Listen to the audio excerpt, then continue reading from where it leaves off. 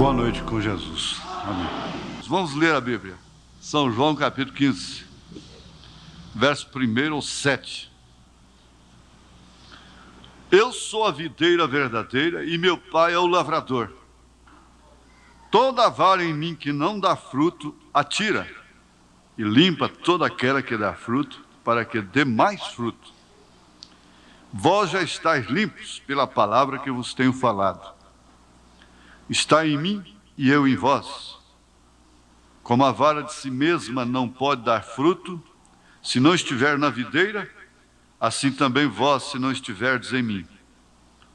Eu sou a videira, vós as varas.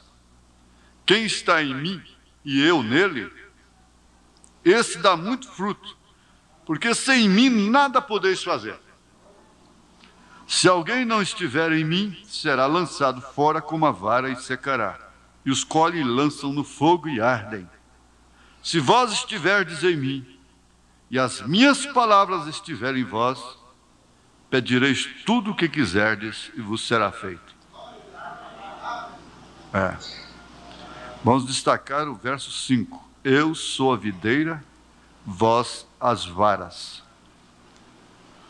Te suplicamos, ó Pai, com perdão dos nossos pecados, que o complemento desse dia, o selo desse dia, seja realmente um selo de bênçãos. Aqueles que não vieram de manhã, que chegaram agora por último, os que chegaram primeiro, todos possam receber esse selo desse dia. Que as bênçãos fiquem seladas, em nome de Jesus Cristo, em favor dos que estão presentes, daqueles que são representados, lembrados aqui, em favor dos que nos perseguem, que nos maldizem, em favor dos nossos inimigos, em favor de todos, ó Pai. No nome de Jesus Cristo nós te pedimos essas bênçãos. Amém. Podeis assentar-vos. Pois bem, este avivamento, desde o ano passado, deve-se também à nossa debilidade.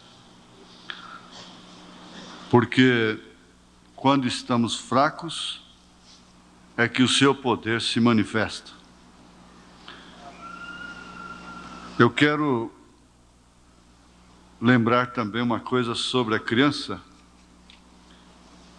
É que a criança só é afetada por males orgânicos. A criança inocente, a tenra mesmo, novinha, ela só pode ser afetada por males orgânicos. Porquanto os males não contam com a grande ajuda que os adultos dão para os males. Dá uma ajuda da tensão, ajuda do complexo, ajuda do medo. Uma criança não teme, uma criança inocente não teme. Eu estou me referindo à criança inocente ainda, dentro da inocência total. Ela não teme. Ela pega numa cobra. E já constataram que muitas crianças inocentes, ao serem ofendidas por cobras, quando aquilo não surte nenhum efeito, não lhes causa dano nenhum, mas pelo menos, no mínimo, o controle daquele veneno é muito mais fácil,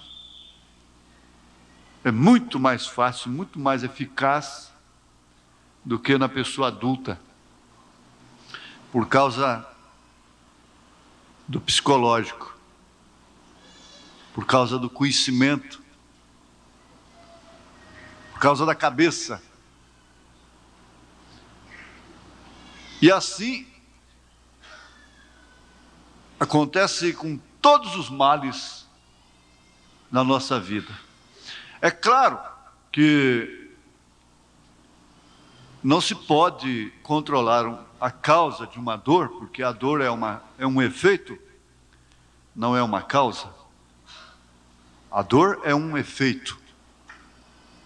A causa está lá, no outro lugar, na ferida. E todo animal sanguíneo sofre dor. Mas para sofrer dor, tem que existir uma causa. E essas causas são muito alimentadas através da nossa mente. E muito controladas também através da nossa mente. Quando nós não preocupamos, então o próprio medicamento faz muito mais efeito. A tensão, às vezes atrasa os dias da mulher, ou adianta, ou atrasa, provoca um parto prematuro, e assim por diante. Agora, isso não acontece com os animais irracionais. Isso não acontece. O animal, ele sabe, ele tem sua autodefesa, e não conta com esse raciocínio que nós temos, que, na verdade, nos diferencia dos animais silvestres, dos animais irracionais, porque nós temos raciocínio, e isso que na verdade nos responsabiliza mais uns para com os outros e para com Deus, e por isso nós muitas vezes somos fugitivos. Estamos sempre escondendo dos fatos, das realidades. Estamos sempre tensos, estamos sempre em guerra. Então, é constatado que qualquer enfermidade numa criancinha inocente, ela é mais fácil de ser controlada, e uma criança, se ela facilmente se prostra, mas facilmente também se levanta.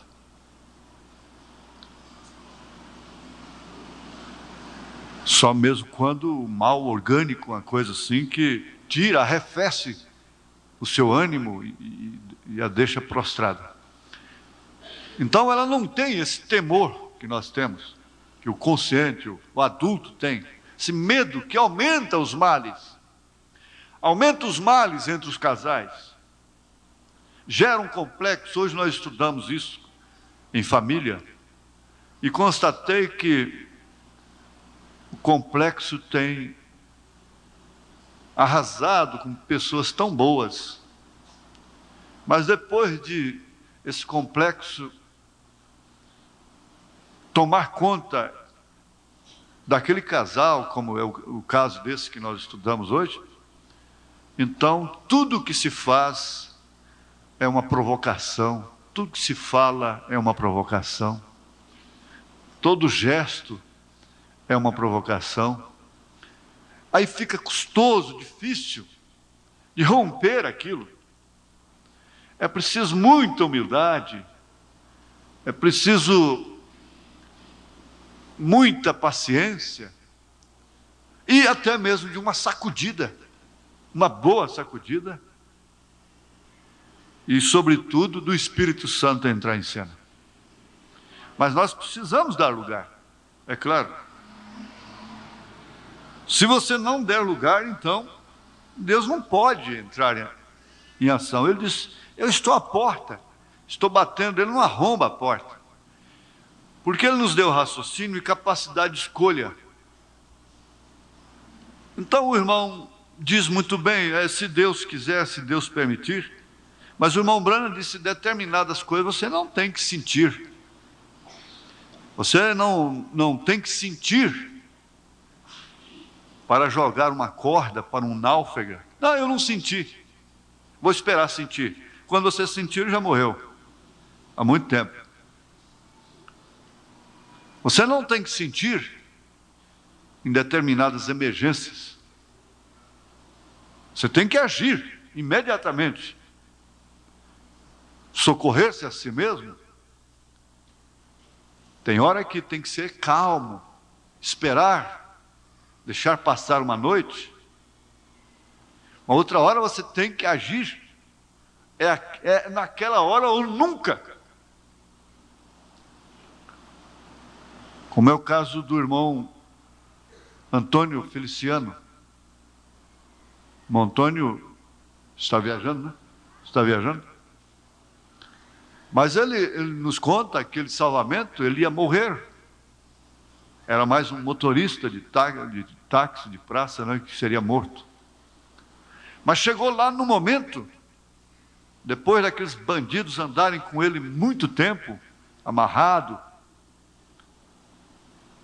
chegou num determinado instante que o próprio coração dele falou, Deus falou, é agora ou nunca.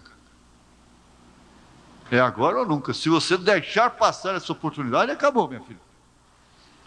É agora ou nunca.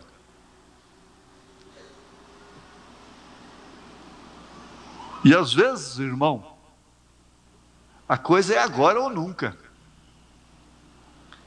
E o certo é que Deus falou com ele, e o mínimo de possibilidade que ele teve, ele usou.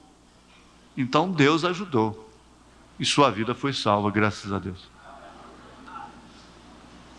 Temos um outro irmão, que também foi sequestrado pelos bandidos. E enquanto eles pararam em determinado lugar para buscar qualquer coisa, dentro do seu táxi, seu carro, um ficou vigiando ele ali. Então ele orou. E a oportunidade que ele tivesse seria aquela, a última.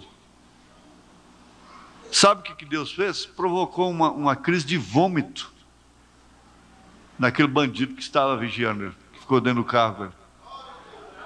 Enquanto o bandido vomitou, pôs a cabeça para fora de uma janela para vomitar, ele ou era aquela hora ou nunca mais, ele seria morto. Aí ele aproveitou. Então você o visitante, precisa entender as coisas. Não é um sermão, não é uma emoção, não são os gritos, não é medo de inferno, não é nada disso. É uma questão de saber a que hora está vivendo, o momento exato de sua vida, e entender que realmente é uma oportunidade que você não pode perder, não pode deixar passar. E aí onde eu digo para você, nós estamos sempre à sua disposição. Agora, vamos ver aqui no capítulo 15 de São João, Jesus disse, eu sou a videira verdadeira, vós sois os ramos. Isto quer dizer que a Bíblia foi sempre pregada, descrita, através da natureza, tomando coisas naturais, plantas, árvores, ramo, galhos, para explicar o espiritual, o profundo. Então isso não é questão de teologia, de sabedoria humana.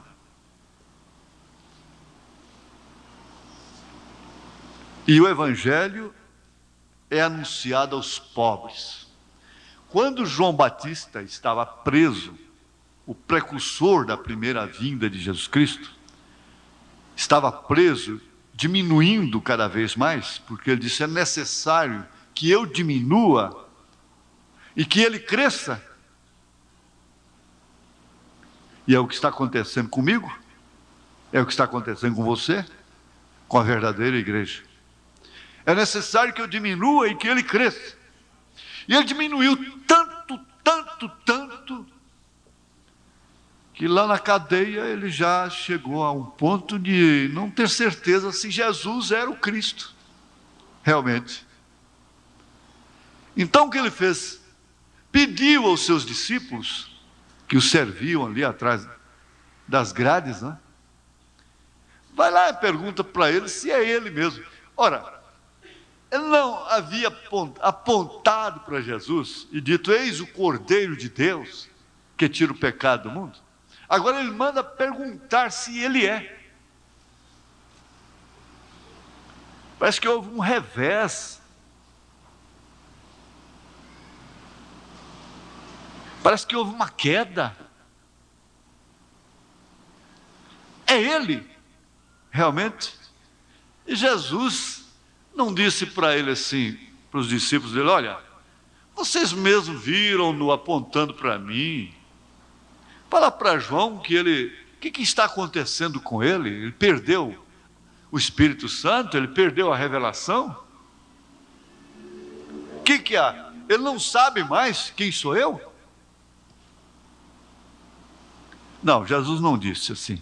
Jesus disse: olha, vai e diga para eles que os cegos veem, os coxos andam, os mortos são ressuscitados e o Evangelho é anunciado aos pobres.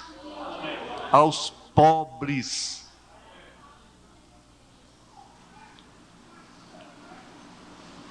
Agora, nunca que pobre é culto.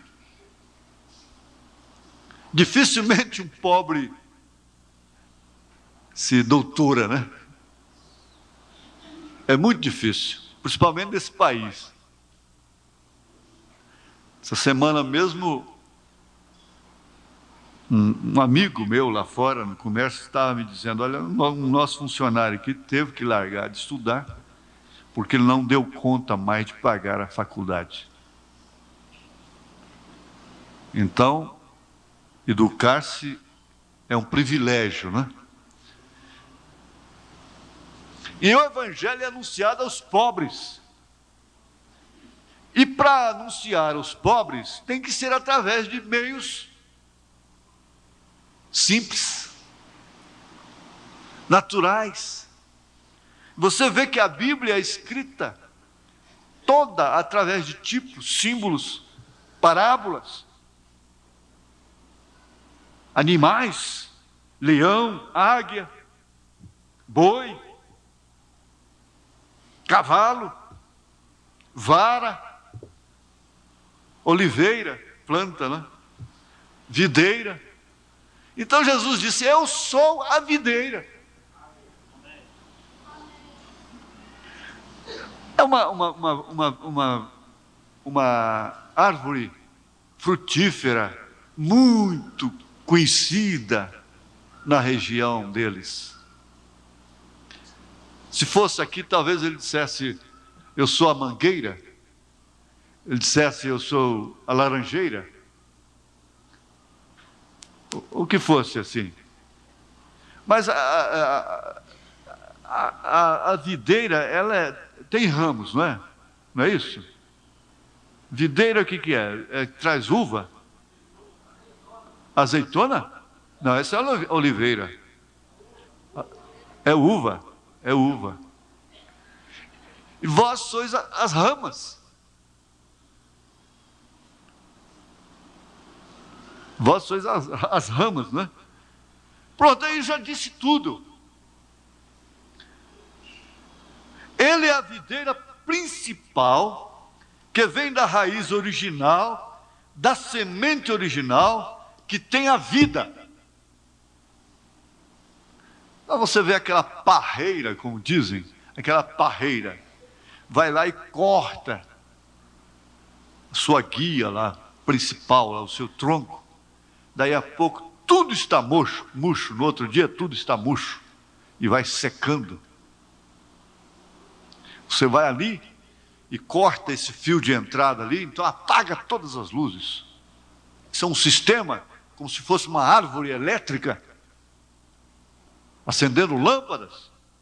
As lâmpadas são os frutos dessa árvore, mas elas têm que estar ligadas à fonte geradora.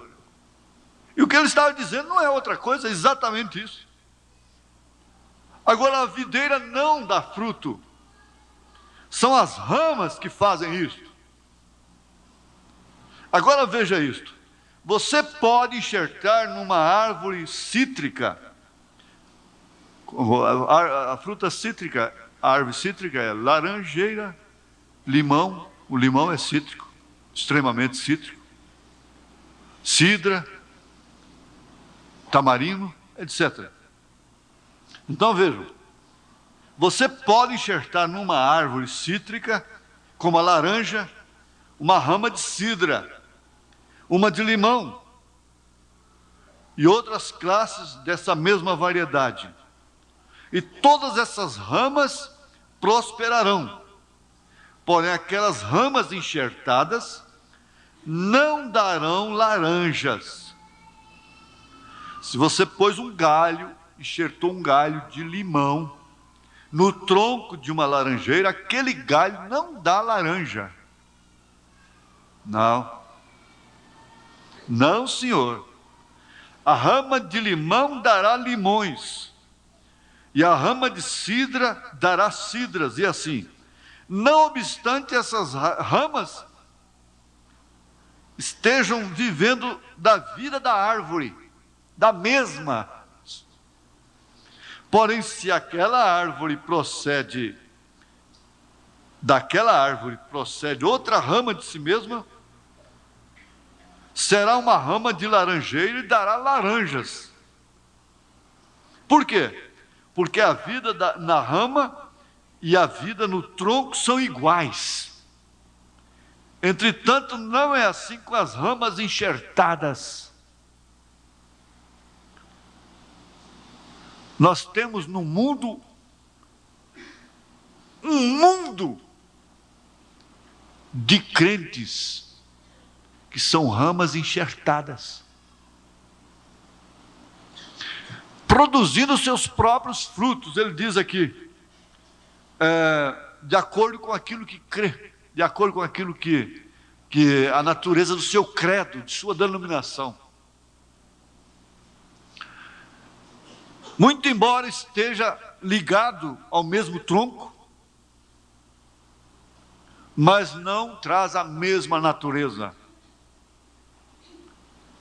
E daí então não ter um casamento real, verdadeiro. Não ser natural daquele tronco. Porque a vida na rama e a vida no tronco são iguais. São as mesmas coisas. Ou é a mesma coisa? Combinam. Por que não combinam? Por que estão sempre em choque? Por que está sempre dando um curto-circuito? Dando faíscas? Por que estão sempre em contenda? É porque esses espíritos não combinam? Não vêm da mesma fonte? Não partem da mesma vida? Não são iguais? Olha, na maior parte, nossos espíritos ficam rebeldes, diz o irmão Branham na mensagem O Sinal. Às vezes os nossos espíritos ficam rebeldes e nós vivemos em contenda com Jesus. Nós vivemos em choque com Jesus. Se a natureza do homem não é transformada, mudada pelo novo nascimento, e da sua mulher, da sua esposa é mudada, ela é nascida de novo, eles nunca podem ter semelhantes sentimentos. Eles não podem pensar igual. Muitas vezes nem estão brigando, mas há um choque natural. Por quê? Porque não procedem da mesma rama, do mesmo tronco, da mesma vida. Assim é a igreja e Cristo. Há igrejas, na verdade, mas de Jesus só tem uma igreja. Jesus não tem igrejas, Jesus tem igreja. É uma igreja. E ela está ligada no seu tronco, recebendo a mesma vida, e por isso ela não está em choque com sua palavra. Ela não procura dar seus próprios frutos, dizendo assim: pois bem, eu não mato, eu não roubo, eu não prostituo, eu não faço nada disso, então eu vou fazer o meu próprio evangelho. Vejam aqui, essas ramas enxertadas tinham seus princípios em outra classe de vida, de outras árvores, de outras raízes, de outras sementes. Tiraram lá de outra árvore e vieram e enxertaram aqui. Seguramente elas darão fruto, porém não darão laranjas. Não podem, porque não são originais. Assim é a igreja. A videira tem sido fendida e tem enxertado ramos. Tem enxertado ramas batistas, metodistas, presbiterianas e pentecostais. E aquelas ramas estão dando frutos batistas, metodistas, presbiteriano, pentecostal, sementes denominacionais das quais eles produzem seu fruto. De onde eles vieram? Do concílio de Niceia. Eles não vieram lá do Pentecostes. Porém, se a videira verdadeira, porém, se a videira chegasse a produzir outra rama de si mesma,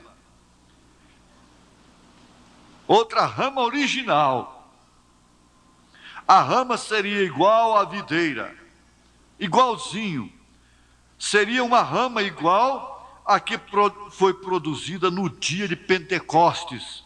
Falará em línguas, profetizará e terá o poder e sinais do Cristo ressuscitado. Por quê? Porque está vivendo por meio dos recursos naturais da própria videira. Note você, não foi enxertado na vinha, nasceu na vinha, veio da vinha.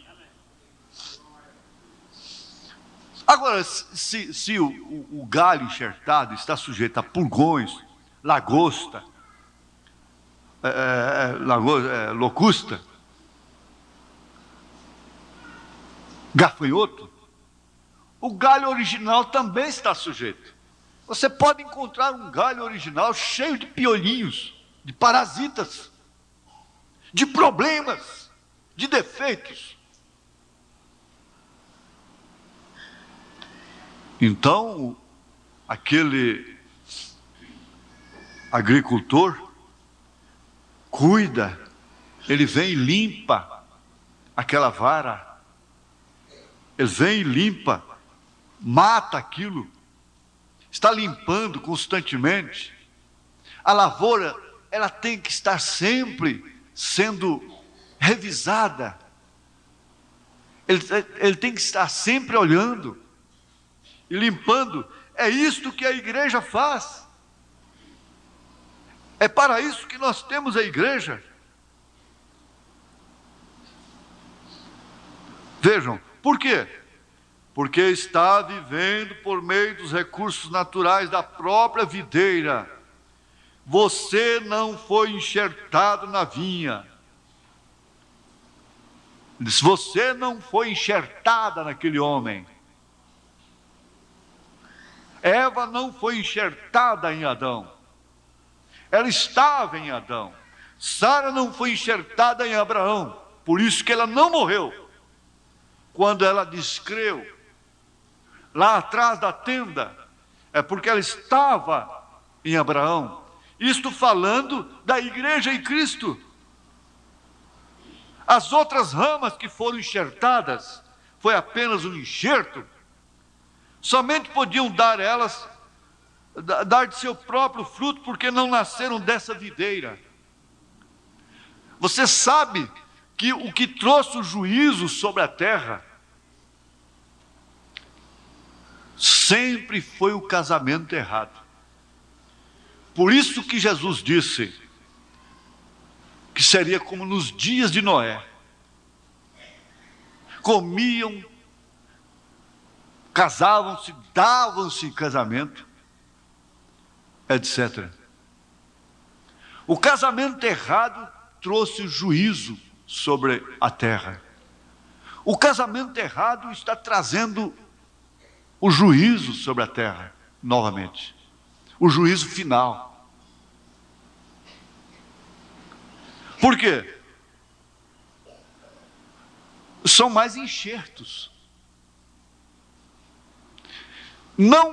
Dificilmente se casa um casal para os dois se tornar um.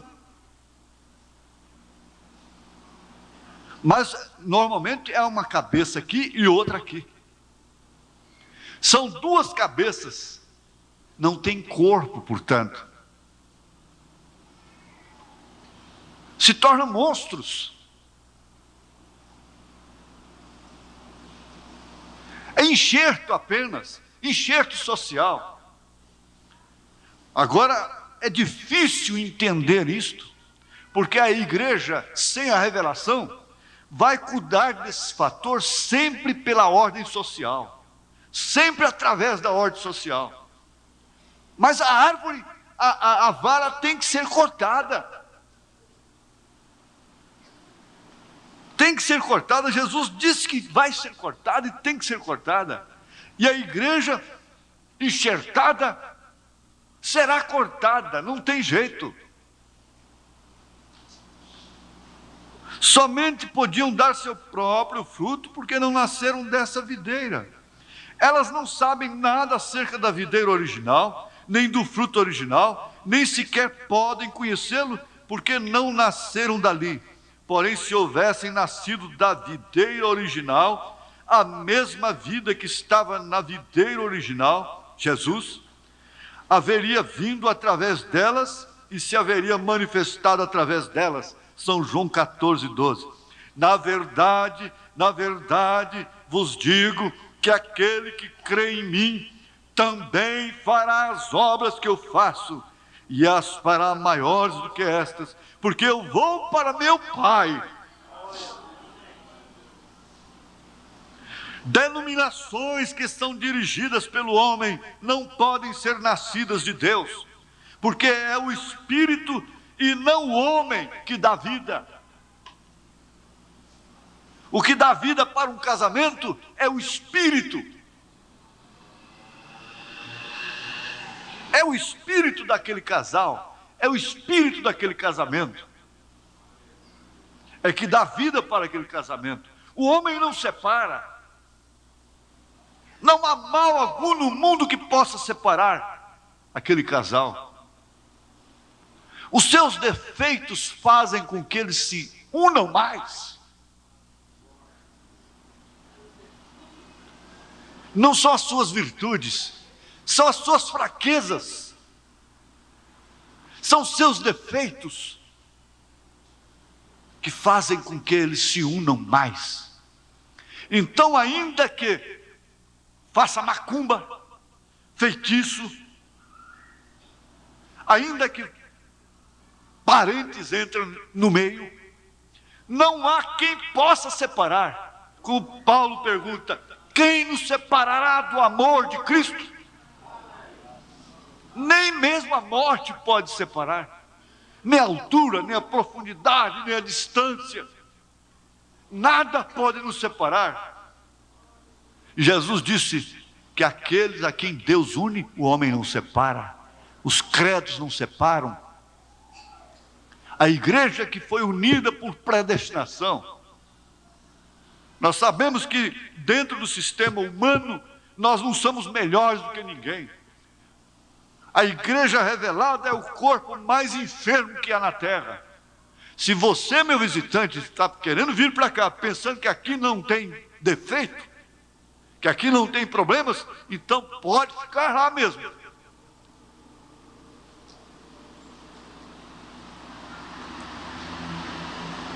Pode ficar lá mesmo. É o que eu digo para todos que me procuram particularmente. Sempre disse isso. Até mesmo antes da mensagem chegar.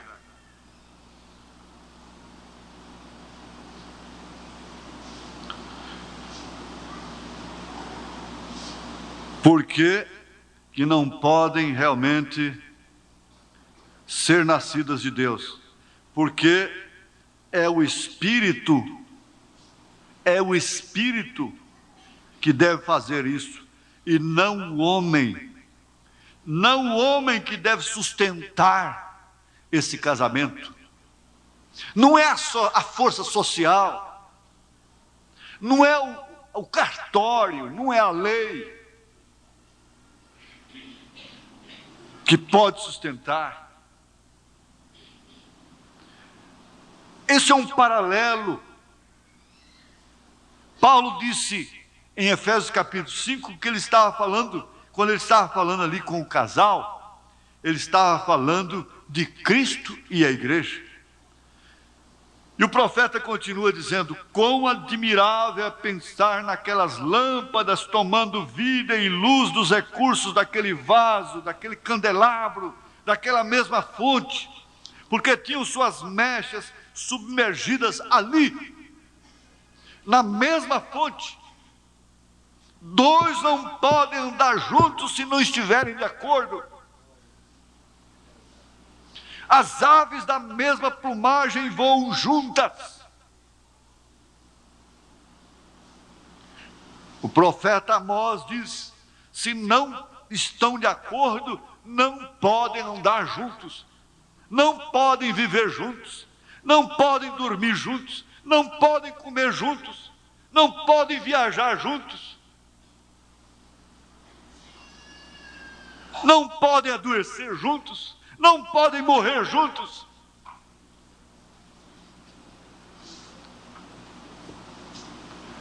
Mas quando está de acordo, quando está casado no Espírito, então está submergido na mesma fonte, tomando da mesma água, comendo do mesmo alimento, recebendo o mesmo alimento,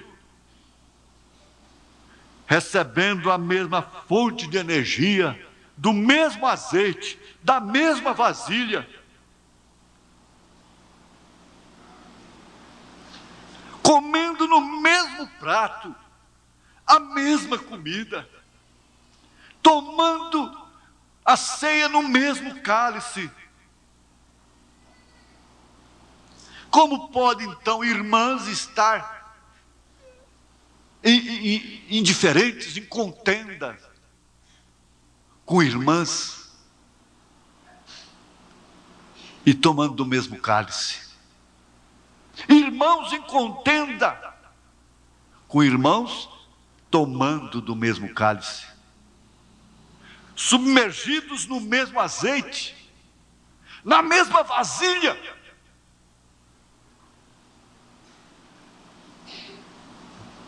Se os ventos vêm e jogam um galho contra o outro, e às vezes chegam a rangir.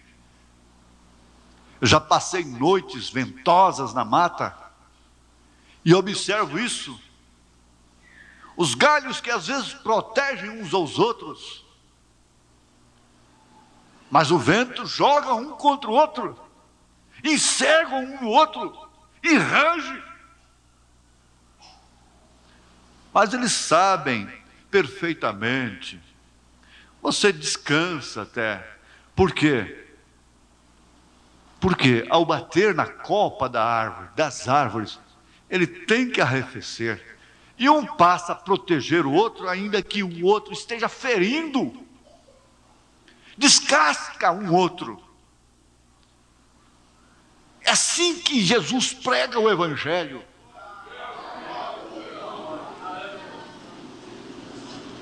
descasca um outro.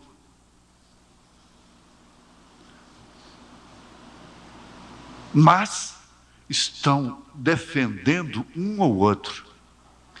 Estão alimentados pela mesma seiva. Aquele galho não quer que o outro seja quebrado.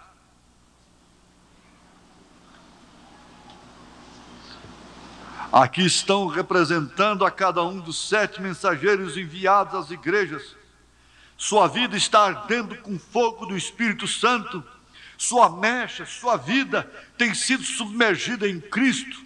E por isso você se sente bem com aqueles que estão em Cristo. Não obstante, eles também tenham suas fraquezas, seus erros, seus defeitos, suas forquilhas, suas cascas grossas, seus pulgões.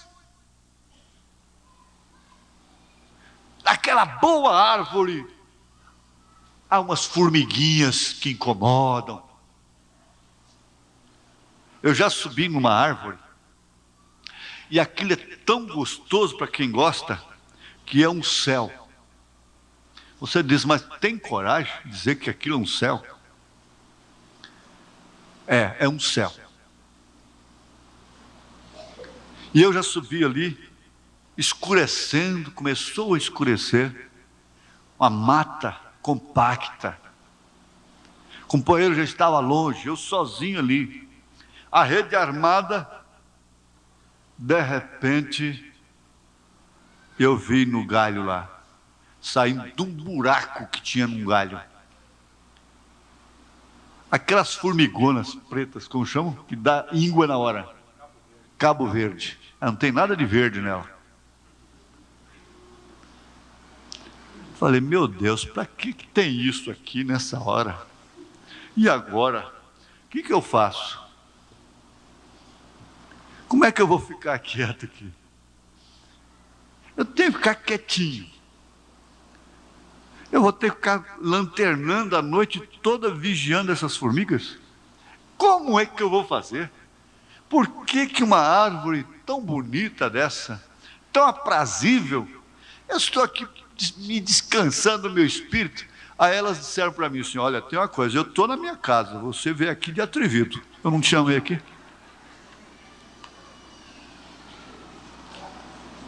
E tem uma coisa, nós também não estamos mexendo com você ainda. Eu falei, pode deixar,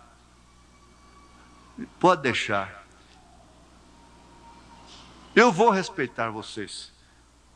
Peguei minha merenda, que era meio adocicada, pedaço de bolo que estava lá dentro, da capanga. Falei, agora está aqui, ó.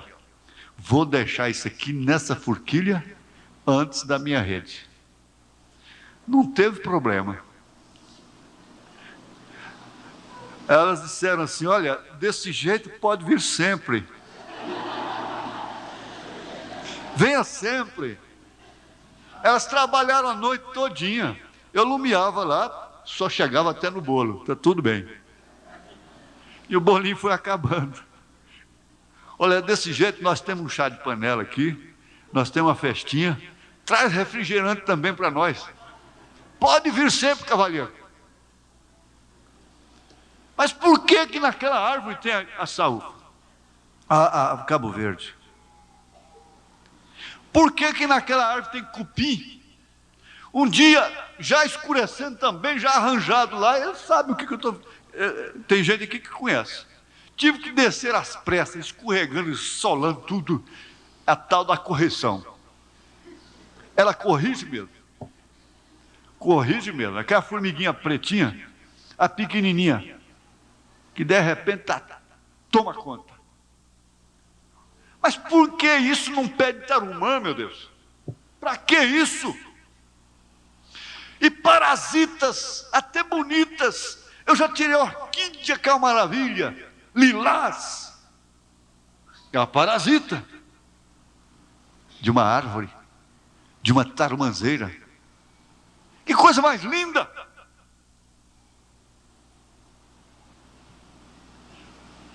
Mas esse dia da Cabo Verde, quando foi amanhecendo o dia, eu falei, essa noite não era minha mesmo. Foi começando a amanhecer, eu estou escutando barulho de um avião em cima da minha cabeça.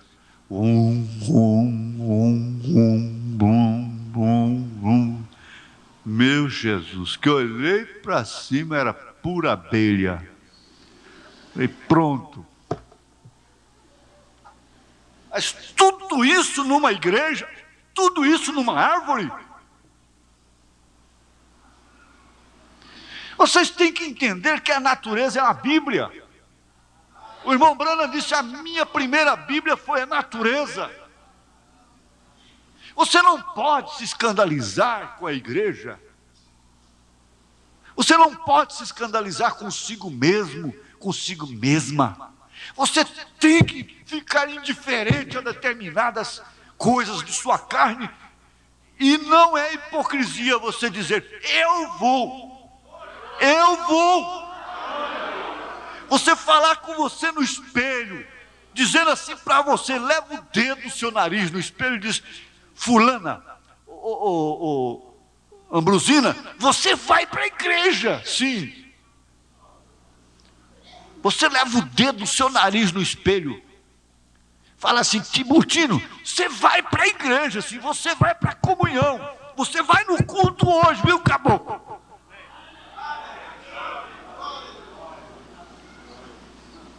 Porque a sua alma está ligada. O que está ligado lá na seiva, na raiz, na natureza original da árvore, não é a casca, não é a formiga que está nela, não é o cupim, não é a abelha, não é a arapuá que dando a embaraçar no cabelo da gente, não ferroa, mas dando a embaraçar no cabelo. A seiva está lá dentro. É a coisa lá de dentro. É a coisa lá de dentro. Você pode ver como Davi disse, a minha alma tem sede de ti. A minha alma espera por ti. A minha alma clama por ti. Porque estás abatido, a minha alma.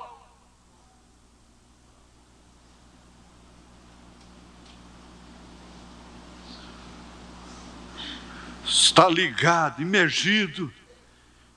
Agora você vê que Deus pegou aquela Raabe e imergiu na mesma panela de Israel. E a sociedade filisteia, que eram pagãos, não admitia aquela mulher. Não podia admitir. A casa dela era lá em cima do muro. E se ela fosse uma dama, ela não podia receber os espias em sua casa. Mas Deus sabia que aquela pobre moça, diz o irmão Branham, que seu pai era cego, aleijado, sua mãe era deficiente, e ela passou a vender seu corpo para adquirir sustento.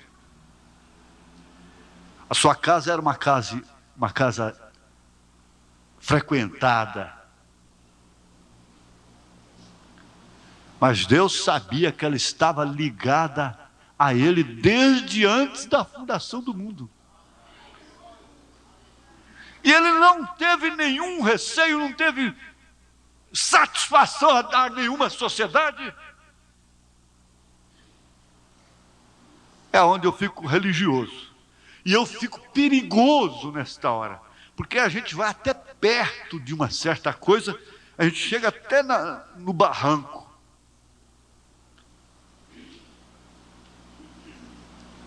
Para salvar, sabendo o que está fazendo, não para uma perversão como aquela dos Estados Unidos, de casamento e divórcio, que já está no Brasil há muito tempo também, mas para amparar, para dar o nome, para respeitar, para casar mesmo. Deus não deu satisfação para a sociedade.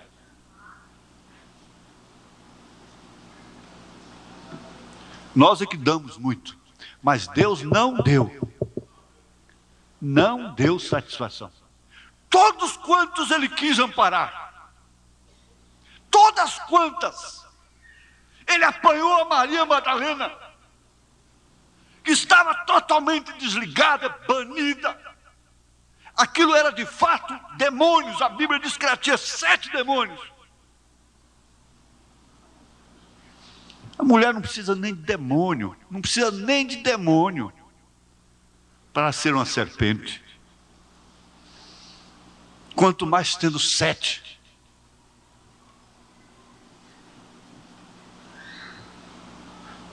Deus pegou a Maria Madalena e imergiu aqui, na mesma vasilha de azeite que imergiu a Pedro, a Maria, mãe de Jesus. A Igreja Católica fica em dificuldades nessa hora, viu? Maria, mãe, teve que esperar lá no Pentecostes, sentadinha, abraçadinha com a Maria Madalena, esperando a mesma coisa, ser imergida com os apóstolos. Aleluia! Ser imergida, batizada, imergida. Essa é a panela de Jesus. É a panela, é o vaso dourado. Esta é a glória da Shekinah. Quem foi imergido ali? Foram os príncipes deste mundo? Foram os reis? Foram os governadores? Não! Absolutamente não.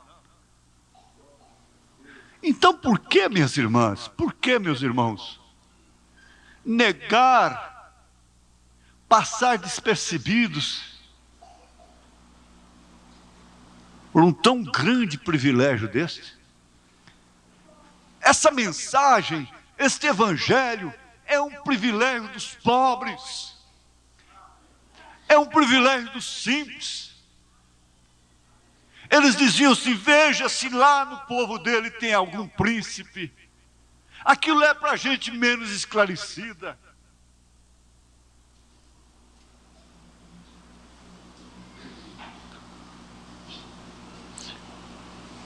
Eles foram imergidos. Todos eles tinham as suas mechas submergidas ali.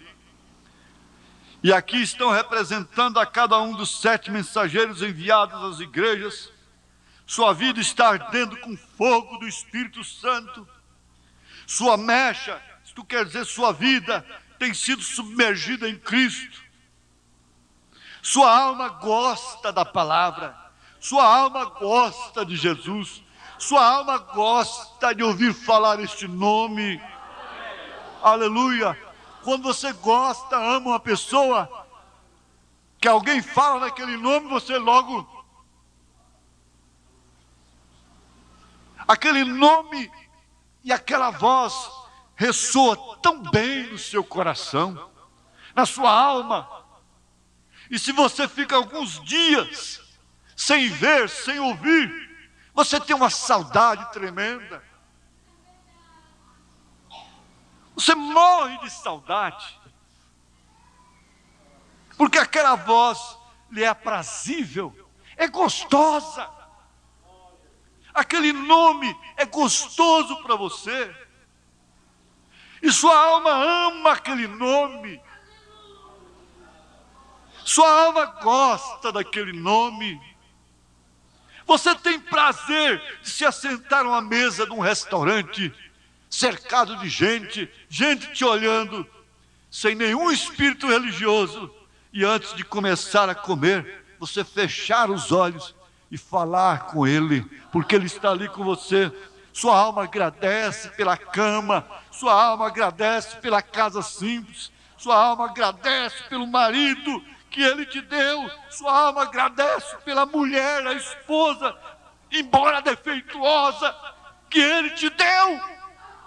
Sua alma agradece pelos seus pais, sua alma agradece pelos seus filhos, sua alma agradece pelo arroz, pelo feijão, bendiz, ó minha alma, bendiz o Senhor, e não te esqueças de nenhum dos seus benefícios, pois é Ele quem perdoa todas as tuas iniquidades e sara todas as tuas enfermidades. Não te esqueças, para seres agradecidos. Grandes coisas fez o Senhor por nós, tem feito o Senhor por mim, tem feito o Senhor por você. Por isso você tem que estar alegre.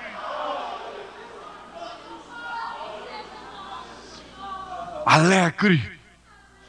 O que te alegra não é um carnaval com cenas tão obscenas, tão imorais. Mulheres se gesticulando de uma maneira diabólica. E porque é carnaval, tudo pode ser exposto.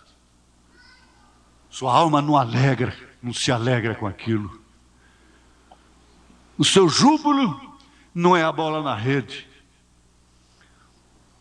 O seu gol é outro. O seu gol é outro.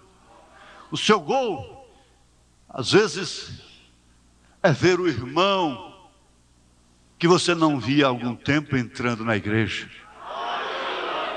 É gol para você. Eu já vi uma descrição sobre o gol. O gol é remédio. O gol é terapia para aqueles que são beneficiados por ele. É terapia. O gol quer dizer uma vitória.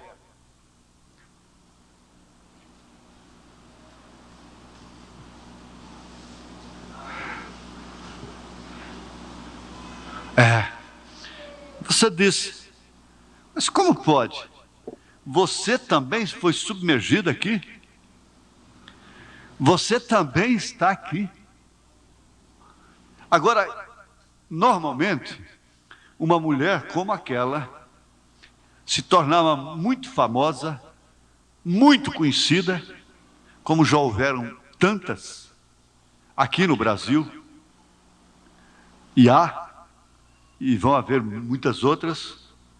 É o que significava aquilo lá. Maria de Magdala, né? Magdala, a Maria Madalena, pela sua fama, sua formosura e aquele imã que ela tinha.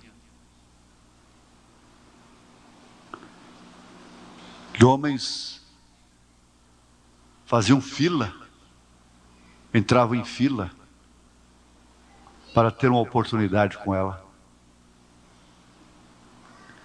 Depois vê essa mulher lavando os pés de Jesus, banhando seus pés com lágrimas, enxugando com seus cabelos, que apesar de ser prostituta, endemoniada, tinha cabelos, para enxugar os pés de Jesus com os seus cabelos. Mas o que você queria que aqueles homens pensassem? Está vendo quem está submergido no seu vaso? Irmãs, se aquela mulher entrasse aqui, muitas de vocês teriam cuidado com ela, teriam medo, talvez até saíssem da igreja.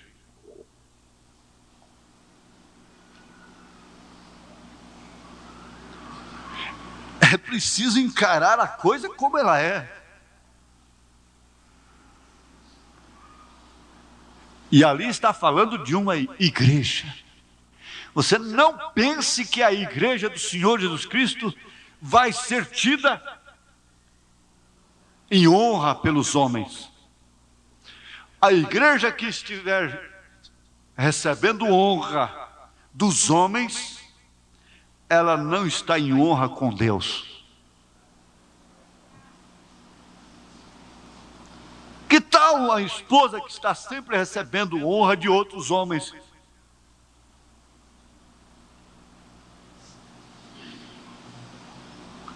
Deus não reparte sua glória com quem quer que seja. Agora, o profeta continua. Através daquela mecha, ele está extraindo a pura vida de Cristo e por meio dela dá luz à igreja. Que classe de Cristo,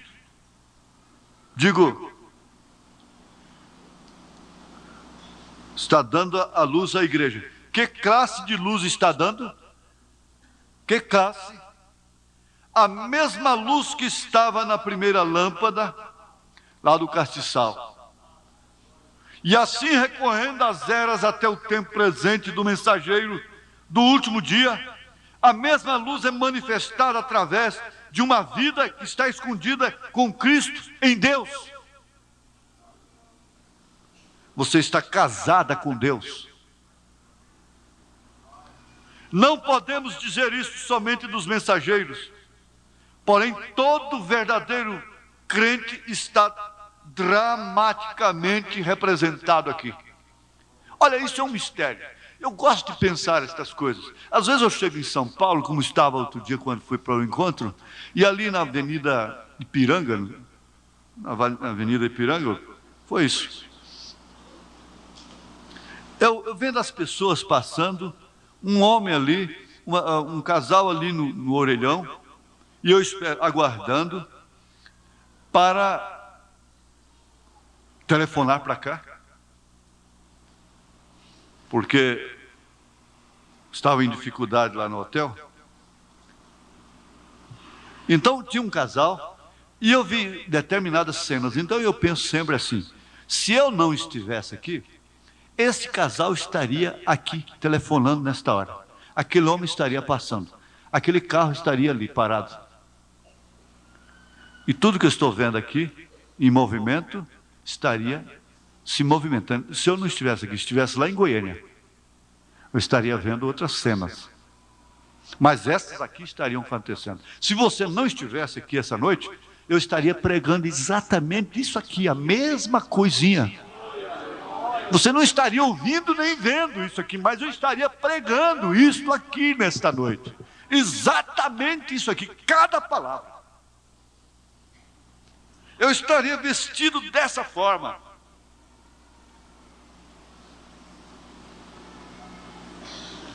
Agora, você não está. Há irmãos que não estão aqui, mas isso está acontecendo. Você está aqui. Se você não estivesse aqui, você não estaria aqui. Você estaria vendo outra coisa qualquer, ouvindo outra coisa possivelmente. Entende? Nós ainda não estamos lá. Nós não estamos vendo o que eles estão fazendo lá essa hora. Nós não estamos vendo. Mas logo, logo, dentro de pouco tempo, nós estaremos lá. E o que tem que estar acontecendo aqui embaixo estará acontecendo. Só que você não estará vendo e nem participando. Sabe por quê? Porque você faz parte original disto. Você está predestinado para estar, morar neste lugar. Você sabe que você é brasileiro, você é goiano, você mora lá na rua do Chavantes, número 770, e coisa assim. Você poderia morar na China, você poderia morar no Japão. Outro dia o irmão Flávio me telefonou meio-dia, lá do Japão. Eu disse, boa noite, pastor. Falei, boa noite o quê, rapaz? Bom dia? Não é boa noite, bom dia, boa noite, bom dia. Porque lá para ele era meia-noite, aqui para mim era meio-dia.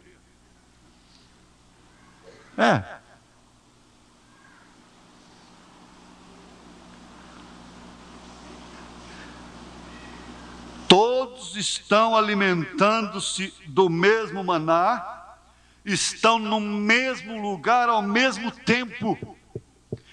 Todos estarão na mesma mesa, sendo servidos pelo mesmo Senhor Jesus Cristo. E Ele estará enxugando todas as lágrimas. Você estará naquela hora, naquele momento, ali, nas bodas do Cordeiro, porque você estava ligado a isto desde antes da fundação do mundo. Você é um pregador do Evangelho também, e você está aqui por uma boa causa. Você não está doente, você está em necessidade e você quer um avivamento pentecostal para começar em sua igreja. Todos nós queremos isso. Vamos todos ficar de pé.